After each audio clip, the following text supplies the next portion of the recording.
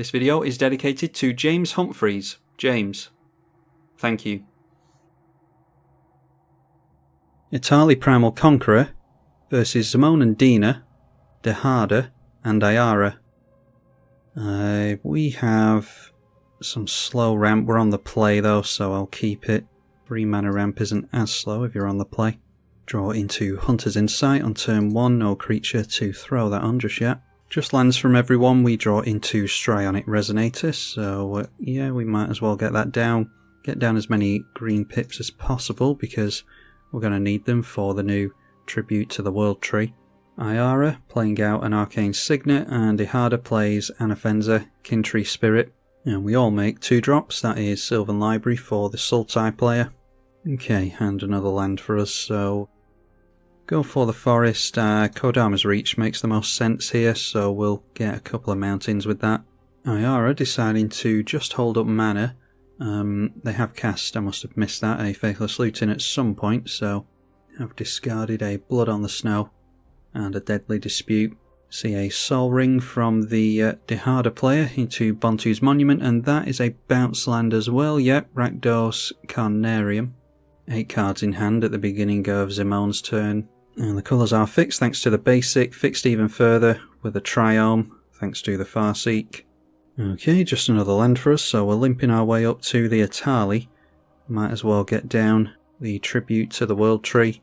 It's a blessing that this is a slower paced game with a little bit less control than I've been playing this weekend. Playing against, I should say. And then for 4 mana at the end of the turn, it is a big score from the Ayara player, so ditching a Noxious Gearhulk and making a couple of treasure tokens. Now we see Ayara come into play and flashing back the Faithless Looting. So with the cards we're seeing, I think it's safe to assume that this is going to be more of a Reanimator deck, so they're looking to flip this. They'll need to put 5 mana into it first, but yeah, we see a Massacre Worm in play now. Ditched a Red Sun's Twilight as well. Solemn Simulacrum will drain us all for 1 thanks to Bontu's Monument. Now the Anafenza swinging in towards us for 3 damage. Okay, Dina taking a hit from the Sylvan Library that time, starting the turn with 8 cards in hand again. Plays a Blighted Woodland, so could just tap out for that this turn. Instead, slamming down a Birds of Paradise. And there we see a Mana Crypt as well. So yeah, that allows him to crack the Blighted Woodland. Keeps holding up the Swamp, so I'm not sure if he has some means of removal on a single black mana. Fatal Push, something along those lines. Tragic Slip, something like that. I would have thought if he had a Vampiric Tutor, he would have played it by now. Especially with a Sylvan Library in tow. Okay, and just another land for us, so I'm wondering, do we forego the Jeska's Will and just make mana for it and get this Etali on the go? We'll draw with the Tribute to the World Tree. Be able to protect it with Deflecting Swat, draw next turn with the Hunter's Insight most likely. Does mean that we can't go for the Strionic Resonator annoyingly, but yeah, we'll do this. So it's 5 cards in this player's hand, 5 cards in the Sultai player's hand as well, so that makes us 5 mana, because we pointed it at the Ayara. It's just so that we don't have to take yet another turn off. So let's go Etali on the stack first, we'll see what we draw into with the Tribute to the World Tree. Oh, that's a shame. Really bad luck. Could have had a free Titan of Industry there. Alright, that is a Murderous Rider. Not sure if we can do the Swift End with it. Diabolic Tutor is nice. Growth Spiral isn't the worst either. And an Elder Gargaroth. Alright, so we won't burn too much. Doesn't matter what order we play these in, so just put them all on the stack. Yeah, and then we do have the option of Swift End or Murderous Rider. Going for Swift End onto the Commander will slow this player down quite nicely, I think. They will have the option of playing the Murderous Rider from exile, but they can do that. Oh, okay, I'm not sure it should work like that. Yeah, I'm not sure if it should or not. This is in our exile zone, and it's not our card, so yeah, we'll see about that. Diabolic Intent, I think. Yeah, we don't have a means of haste, annoyingly, so yeah, we'll just go for a means of card draw, I think. Could cast the Great Henge this turn, maybe, but I'd rather just refill my hand. So we'll go for a Rishkar's Expertise. Draws us a card. We can get down another land thanks to the Growth Spiral. Drew into Traverse the Outlands, by the way, which will be a great hit on the Rishkar's Expertise. because we can play that for free. And like I said before, we do have protection from spot removal as well. Going to copy the Tribute to the World Tree trigger with the Strionic Resonator, because we're not doing anything else with the mana, so we might as well draw 2. Okay, there's a Mana Crypt coming a little bit too late, but we can play that out so that we don't have to discard. And there is the new Ortheon with some awesome artwork. So we'll risk the Lightning Bolt and just go for the Mana Crypt. Can gain life with Titan of Industry. And I think with the Elder Gargaroth as well, yeah, can gain 3 with that.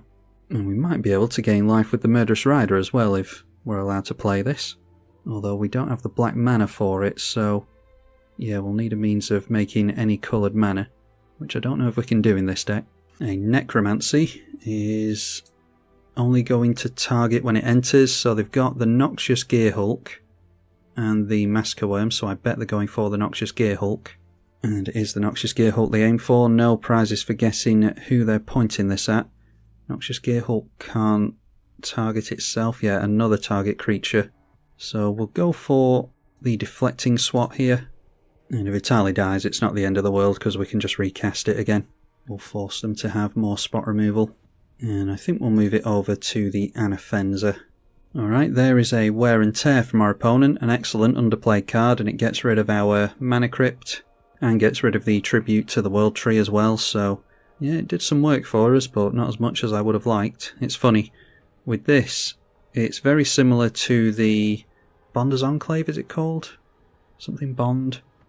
Anyway, it triggers off creatures power 3 or greater and draws you a card, and that card never gets removed, but I'll be intrigued to see if this one scares people or not, because they're very similar cards. Anyway, throwing down a Verak, Warped Sengia as well. And there we see Beast Within going on to the Etali, so that will go back into our command zone. Beast Within coming from the Sultai player, of course. Followed by Zimone and Dina. And we see a Lightning Greaves as well. So they can tap this down and sacrifice the birds if they want to. Okay, a Mana Reflection for us, so yeah, I think it's worth getting down the mountain. I think it is worth going for the Rishkar's Expertise. Worst case scenario, we still get Traverse the Outlands for 3 lands and draw 3 cards with Rishkar's, because someone might go for removal on the Elder Gargaroth in response. We'll try it. I was debating going for the Return of the Wild Speaker because it costs 1 less, but yeah, we do manage to land it, so saving the smaller spells for later on is sometimes better because you've got more cards in hand potentially. There's a Panharmonicon. We definitely go Traverse the Outlands here because it's going to ramp us ahead a hell of a lot, and I'm assuming that our opponents don't have removal. So we get 6 basics and draw 6 cards for only 6 mana because Rishkar's Expertise gives you a free spell for some reason. Alright, so we've got 3 basic forests, 3 basics left in the library, which is worth knowing, but hell of a lot of mana available to us now. Don't have the Mana Crypt anymore, unfortunately, so we're going to have to ditch some cards. But we can go through to combat here. We can, yeah, go for the Strionic Resonator copy. So let's swing straight down the middle with the Beast, and then the big Beast can go into the right. Double check this doesn't have Death Touch or anything. No, it doesn't. And then we'll make a 3/3 with the Elder Gargaroth, and going to copy the trigger on that with the Strionic Resonator. Obviously we don't need to draw any more cards whilst we're discarding down to hand size. So getting rid of that Solemn, giving him the card draw sooner rather than later. Oftentimes newer players are scared of Solemn Simulacrum. It's used as like a pillow fort type effect because no one wants them to draw the individual card from Solemn. It's going to happen eventually, so you might as well get it over and done with and not be held hostage by that thing. Okay, so we'll get rid of just some fetches is fine here, I think. Actually, we'll get rid of the Stomping Ground and the fetch, because the fetch might be good with the Tireless Tracker, assuming that we keep it. Yeah, as much as it pains me, I'm going to get rid of this because it might be too slow, especially when we've got a Splinter Twin available to us. Yeah, I'll get rid of the Tireless Tracker because we've got plenty of card draw in our hand already. Ayara into play again. And then they might swing in at us here, hoping that we'll block so that they can reanimate that thing again. If they do, I'll just take the damage. Yeah, deciding to hold it back, which is probably a good idea. Does suggest that they might not have reanimation in their hand though. Seeing Dihada come into play for the first time. And after that, casting Tajik, Blade of the Legion, which is an indestructible that we're going to have to worry about. Then plussing on the Dihada, so giving this thing vigilance and indestructible basically. And that swings in at us as you would expect, so they're just gaining the life here basically because we do have a Reacher. And whenever we block we get to do something. Let's draw a card here. I'm not sure the life was worth it to them there. Okay, that's a Nature's Law, which is free once we get down the Mana Reflection. Now they draw their second card this turn from the Sylvan Library, because you do draw cards with this. That triggers the Zimone and Dina to drain us for 2. They're going to need to get some creatures into play so that they can, get that ability on the go. And that's a scary one. Tatyova, Benthic Druid, did not tap down their Mana Crypt into that for some reason. So tapping down a bunch of coloured mana does suggest that they might not have interaction. They didn't tap down their birds either. Okay, and looking for Balaged Recovery. Did not get the chance to see what that went on, so hopefully the log actually tells us. Yeah, Beast Within. So, definitely looking to control the board a little bit with a Beast Within. Alright, we draw for the turn. That is a Farhaven Elf. So the first thing we want to do is get down our double mana. And that comes down immediately, so tap down a single green for 2 mana. And Nature's Law can grab us a dual land. We'll get the Cinderglade because that comes in untapped. Play the Windswept Heath as well. Oh, I was just looking around for the Elder Gargaroth. I completely forgot this had Death Touch actually. Yeah, so that was my mistake to block with it actually, not my opponent's mistake to test me on it because, yeah, I failed that test. This has Death Touch. Okay, so we've lost the Elder Gargaroth, but yeah, I don't think it's going to matter. Get out another dual land. Play the Panharmonicon by tapping down 2 lands. And then we are going for our commander yet again. So down comes Etali again. We can see what we get with the first trigger, see if we want to go for the Strionic Resonator or not. Okay, that's a Bladewing Deathless Tyrant. We've got a Fatal Grudge as well. Each opponent chooses a permanent they control that's shared a type with the permanent and sacks it. Okay, so we could get rid of one of the indestructibles here for that. Delayed Blast Fireball. We can't foretell that, unfortunately, but we could get rid of some stuff still. Yeah, not much of anything with that, actually. And there is a Kiora's Follower, so I'll put that on the stack first, just in case we decide to go for this thing. Yeah, it won't let us foretell it.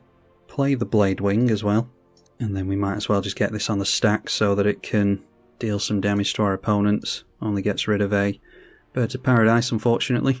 Would have been nice to get rid of this thing if it didn't have Indestructible. Okay, this player decides to scoop. That's annoying, but there we are.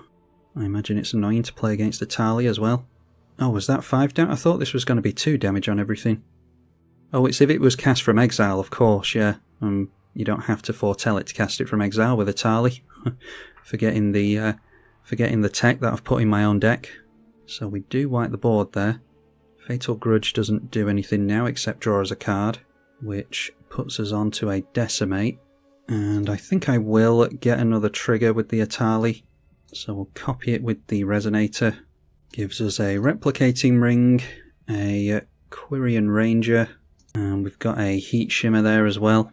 So that just gives us another Etali for another couple of triggers, so we're just being really, really obnoxious here at this point. Choose which one you want to keep. We will keep the original, even though it has Summoning Sickness. So the token came in and gave us some ETBs, even though it doesn't survive the legendary rule. Goblin and Archimancer makes our stuff cost less. The new Wren and Realmbreaker. And there we see a Bladewing Deathless Tyrant on this side of the field this time. We didn't get the original one because the middle player scooped. Then with the second token trigger on Etali, we get a Braids, which we can sacrifice those tokens with. A Sol Ring for some more mana. And a Return of the Wild Speaker. Yeah, we might as well just go all out here. Craft a really good hand for ourselves. I want to get into haste if I can. Oh, actually, I went for the wrong ability anyway. Whoops. So buffed all of my stuff by +3/+3 instead of drawing the cards. We're going to draw cards from the Hunter's Insight here anyway, and the Bladewing, which will actually draw us even more cards, so I'm not too worried about that. And here we see the trigger on the original Etali. So that is a Carder, a Muldrotha. We do have stuff in our bin, so that's not the worst. And a Solemn Simulacrum. And this commander is absolutely insane. 2 triggers on the Solemn thanks to the Panharmonicon. Only 1 basic left in the deck after this. So with the Muldrotha we can pull the Mana Crypt back out of the bin. And I will use that mana to go Hunter's Insight onto the Hasty Dragon that we've stolen from our opponent.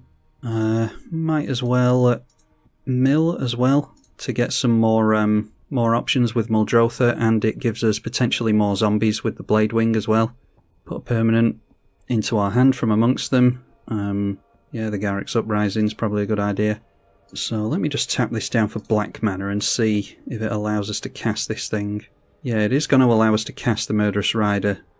That's just a little scientific experiment there. I'm not interested in playing the Murderous Outrider. Okay, this player's scooped now, so yeah, it is a solitaire match and our opponents have decided to ultimately scoop there. It wasn't letting me untap this anyway. I just wanted to see if it would let me cast someone else's card from exile, which I don't think it should let me do. Would have got down the Garruk's Uprising there if I could have changed this back into green mana. Maybe play the Farhaven Elf as well. And then we would have been left with just some double red or double green here. Yeah, so we're not winning, but it's likely that we are going to win. I don't think my opponents had much in the ways of cards in their hand. And even if they do, we can easily recast our commander again. So, yeah, there we go. No surprise to anyone, but Etali Primal Conqueror is an insane commander. So hopefully you all enjoyed this visit to it. Massive thank you to the patrons as ever. I'm tribalkai. Thank you for watching.